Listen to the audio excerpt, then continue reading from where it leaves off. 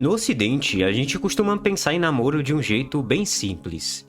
Um latino, um europeu ou um americano geralmente testa alguém de forma bem prática. Sai pra jantar, vai ao cinema, troca umas mensagens, conhece os amigos da pessoa e aos poucos você vai descobrindo se a pessoa combina com você ou não. A química geralmente vem do dia a dia.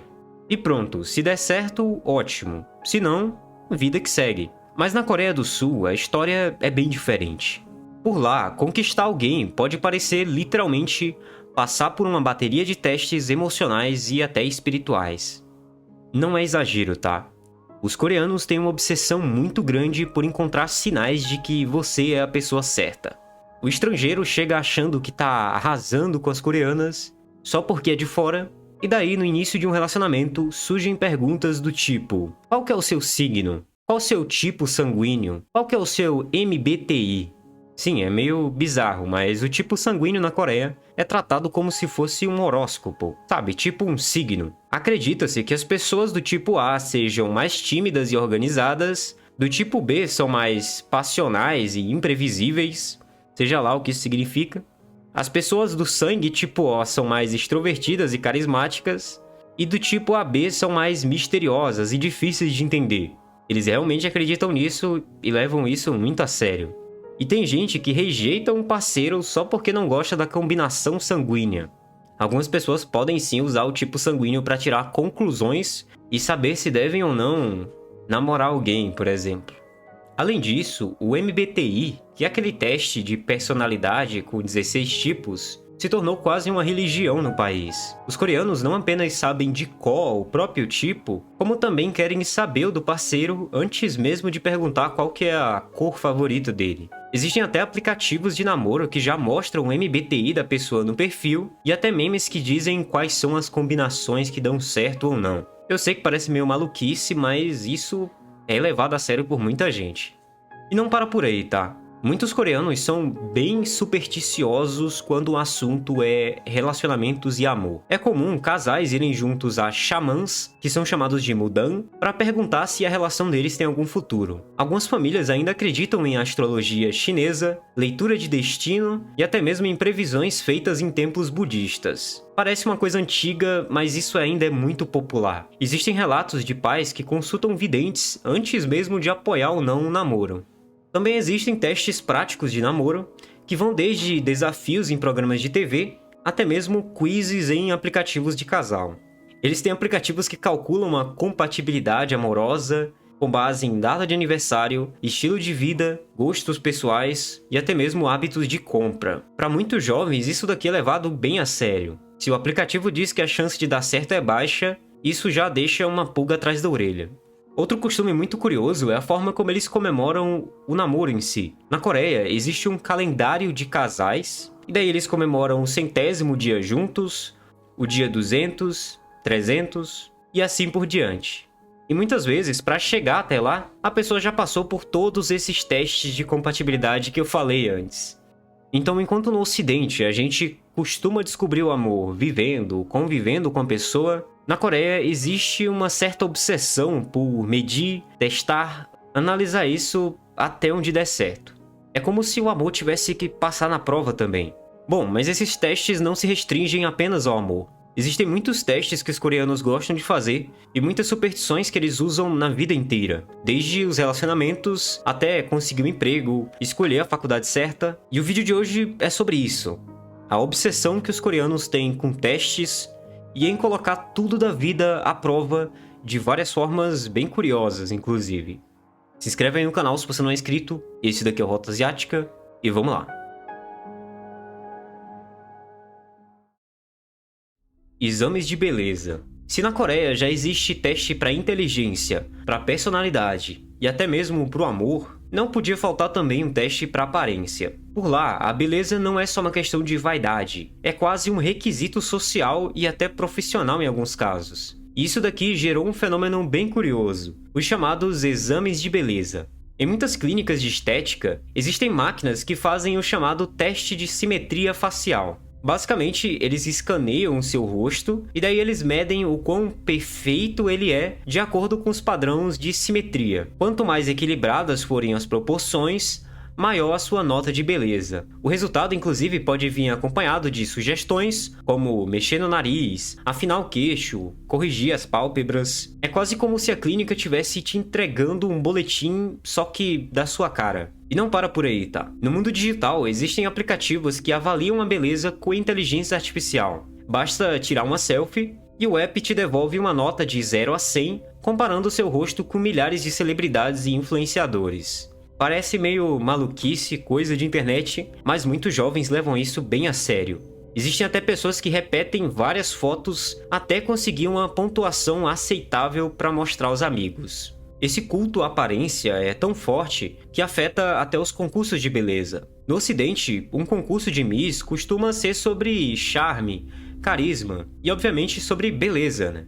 Na Coreia, além disso, os concursos muitas vezes acabam virando testes de autoestima coletiva. O público, os jurados e até a mídia tratam os resultados como se fossem métricas científicas de beleza. Comparações de traços e até a pele das candidatas geralmente entram no resultado. A pressão estética chega a níveis tão altos que a Coreia do Sul é um dos países que mais realizam cirurgias plásticas per capita do mundo inteiro. Procedimentos como a cirurgia de pálpebra dupla, para criar uma espécie de dobra no olho, a rinoplastia e o contorno de mandíbulas são tão comuns que muitos jovens ganham de presentes dos pais uma cirurgia plástica assim que eles terminam o ensino médio. É como se fosse uma recompensa pelos estudos. Outro detalhe curioso é que até na vida profissional, a beleza geralmente é muito testada. Muitas empresas pedem foto no currículo, algo que seria impensável em grande parte do Ocidente, onde isso poderia ser até mesmo ilegal em alguns países. E você ter um rosto bonito pode sim aumentar suas chances de contratação. Ou seja, até no mercado de trabalho, a aparência passa por um tipo de teste. No fim das contas, a obsessão sul-coreana por testes vai tão longe que transforma até a própria identidade física só em números, em parte de um teste maior. O rosto da pessoa deixa de ser um rosto pessoal e passa a ser um elemento em uma prova de beleza. É uma coisa bem bizarra, mas é um movimento que acontece e é bastante comum. Sunum, o superexame da vida. Imagina um dia em que todo um país para por causa de uma prova. Exatamente isso que acontece na Coreia do Sul no dia do exame chamado Sunum. O Sunum é o exame nacional que define quem entra nas melhores universidades. Essa prova aqui, ou teste, digamos assim, é muito importante. Talvez seja o mais importante da vida de todo mundo. Não é só uma prova qualquer. Para os coreanos, isso daqui é quase um teste de vida. Todo mundo leva isso tão a sério que o governo inteiro entra em operação. Aviões mudam rotas para não atrapalhar os estudantes com barulho. Escritórios e empresas abrem mais tarde para evitar trânsito e dar uma passagem aos alunos. E se alguém se atrasa, a polícia é acionada para escoltar o estudante até a escola. Exatamente do jeito que você está pensando, tá? Com sirenes ligadas, como se fosse uma perseguição ou então uma missão de resgate.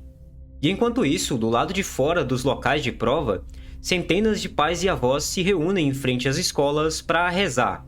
Muitos deles passam horas em oração, alguns em silêncio total, outros cantando hinos religiosos, tudo isso pedindo apenas uma coisa: que o filho consiga uma nota muito boa nesse exame. Para muitas famílias, o futuro inteiro desse jovem depende dessa prova. E de certa forma, depende mesmo, tá? A nota do Sunum decide não só em qual universidade você vai estudar, mas também o tipo de emprego que você pode conseguir, qual que vai ser o seu status social e até que tipo de casamento você pode ter no futuro. É como se a sua vida inteira fosse se preparando para um único dia de prova. E isso daqui não é só modo de falar, tá? A faculdade que você faz na Coreia é muito importante. Ela define as empresas que você pode entrar, ou então te coloca em um subemprego pro resto da vida. Muita gente dá a vida estudando para isso. A pressão é tão grande que muitos alunos passam anos se preparando exclusivamente para esse exame, estudando até 16 horas por dia, inclusive em escolas privadas chamadas de hagwons. Existem casos de pessoas que repetem o Sunum várias vezes, ano após ano, tentando pelo menos melhorar a nota. No fim das contas, o Sunum não é só mais uma prova qualquer. Ela é quase um ritual nacional. É um evento que mostra o quanto que a Coreia leva essa competição muito a sério, a ponto de transformar uma simples prova num espetáculo coletivo. E não pense que essa pressão termina quando a prova acaba. O dia do Sunon é tão intenso que até a televisão nacional transmite reportagens ao vivo mostrando o clima em frente às escolas, os pais fazendo aquilo que eu falei, os policiais escoltando alunos atrasados e até mesmo entrevistas com candidatos antes e depois do exame. O país inteiro acompanha como se fosse uma final de Copa do Mundo. E um detalhe curioso é que no dia do exame, até o mercado financeiro acaba reagindo. Analistas comentam sobre o impacto cultural e psicológico desse evento, e algumas empresas chegam até a flexibilizar metas, porque eles sabem que os seus funcionários estão preocupados com seus filhos, sobrinhos ou netos que estão fazendo a prova. É uma coisa que acaba unindo o país inteiro. E é exatamente por causa dessa prova que surge um outro fenômeno coreano, que também é no mínimo bizarro, os Hagwons. Algo muito curioso sobre esses famosos Hagwons é que eles não são apenas cursinhos comuns, como a gente conhece em vários países. Eles são uma verdadeira indústria bilionária da educação paralela. Funcionam até de madrugada, em prédios lotados de jovens que passam horas extras estudando depois da escola normal. Em cidades como Seul, existem bairros inteiros dedicados só a Hagwons. Você encontra ruas cheias de prédios iluminados à noite, com adolescentes entrando às 10, 11 da noite, enquanto em outros países isso já seria horário de dormir. Para muitos coreanos, é absolutamente normal você passar 12, 16 horas por dia estudando, dividindo o tempo entre a escola regular e o Hagwon. E sabe o que é ainda mais insano em tudo isso? Alguns professores de Hagwon se tornam celebridades milionárias. Existem casos de professores de matemática e inglês que aparecem em outdoors, comerciais de TV e que chegam a ganhar milhões de dólares por ano dando aulas online ou até mesmo presenciais. Eles são tratados quase como astros do rock da educação, porque os pais acreditam que só os melhores podem garantir notas altas no Sunon. As famílias, por sua vez, investem fortunas nesses cursinhos. Muitos chegam a comprometer parte enorme da renda mensal só para pagar mensalidades, para pagar aulas extras, simulados, materiais escolares. É comum você ouvir histórias de pais que praticamente vivem para financiar a educação dos filhos, como se o sucesso deles fosse a salvação da família inteira. Esse nível de competição absurda cria um ciclo bem pesado. Você tem jovens que estudam até exaustão, famílias endividadas, um sistema que trata a educação como se fosse uma guerra pela sobrevivência. E não é fácil passar nisso, tá? Não é fácil conseguir um emprego numa grande empresa. A competição é muito grande. Então é compreensível toda essa entrega que os alunos têm. Testes de emprego. Se a escola já é um campo de batalha, o mundo do trabalho na Coreia do Sul não fica para trás. Por lá, conseguir um bom emprego muitas vezes significa enfrentar mais de uma maratona de testes. E não é exagero, tá? Grandes empresas como a Samsung, a Hyundai e a LG têm processos seletivos que parecem concursos públicos, com provas escritas, exames de lógica, inglês, matemática e até testes psicológicos em algumas. Um dos mais famosos é o GSAT, Global Samsung Aptitude Test, que já foi considerado um dos exames corporativos mais difíceis do mundo. Não basta você mandar um currículo. O candidato precisa passar por essa verdadeira peneira antes de sonhar com uma entrevista. E como a concorrência é muito brutal, não é raro você ver jovens se preparando meses ou até anos só para tentar uma vaga em uma dessas empresas gigantes. Além disso, existe também a cultura das certificações infinitas. O TOEIC, um exame de inglês voltado para o mercado de trabalho, virou praticamente obrigatório para qualquer carreira. Muitos coreanos fazem a prova várias vezes até atingir uma pontuação considerada de elite. Mas isso não para por aí. Existem certificações em informática, contabilidade, negócios e até mesmo em áreas super específicas que no fim funcionam mais como um filtro no currículo. Quanto mais certificados, mais chances você tem de conseguir algo.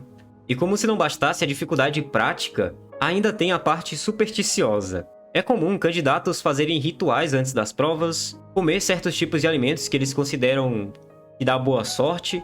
Por exemplo, muitos deles evitam alga marinha, porque ela é escorregadia, e existe a superstição de que comer isso pode fazer você escorregar na prova. Por outro lado, doces de arroz grudentos são populares porque eles simbolizam grudar no sucesso. Alguns chegam até a visitar templos budistas ou consultar xamãs para receber bênçãos antes dos exames. Existem relatos de famílias que pagam rituais caros, com oferendas e orações, pedindo sorte para o filho passar no teste da empresa ou no concurso público. No ambiente de entrevistas, também existem costumes bem curiosos. Muitos acreditam que a primeira impressão já é um teste em si, desde a forma de se vestir até o seu tom de voz. Por isso que existem até academias especializadas em treinar jovens só para entrevistas. Eles ensinam postura, entonação e até o sorriso ideal para causar uma boa impressão. Conseguir um emprego na Coreia do Sul não é só enviar currículo. Um bom emprego, pelo menos, vai te fazer atravessar por um labirinto de provas, certificações e até crenças culturais que eles acreditam que podem mudar suas oportunidades ou aumentar essas oportunidades aí, e que tudo não passa de um grande teste. No fim, isso mostra uma coisa: a Coreia do Sul tem uma obsessão muito grande por testes e pela ideia de você prever o futuro, seja através de exames escolares, compatibilidade de sangue, letras no nome ou até mesmo a cor do ano novo. Sempre existe algum tipo de filtro, de regra ou até mesmo de superstição que as pessoas usam para tentar entender o que vai acontecer no futuro. Ou seja, não é só uma sociedade muito competitiva, mas também uma cultura cheia de crenças bem curiosas, que misturam coisas antigas com coisas atuais. Aliás, eu fiz um vídeo completo sobre religiosidade na Coreia, onde eu falo justamente sobre mitos e superstições que influenciam a vida dos coreanos. Se você acha esse tema interessante, clica nesse vídeo que está aparecendo na sua tela e vai assistir lá, porque lá eu falo a fundo sobre religiões como xamãs, sobre grupos religiosos bem diferentes, sobre cristianismo na Coreia e sobre superstições que eles acreditam muito, mesmo sendo coisas bem antigas e que não têm sentido nenhum. Muito obrigado por assistir até aqui, clica no vídeo que está aparecendo aí na sua tela e eu te vejo lá.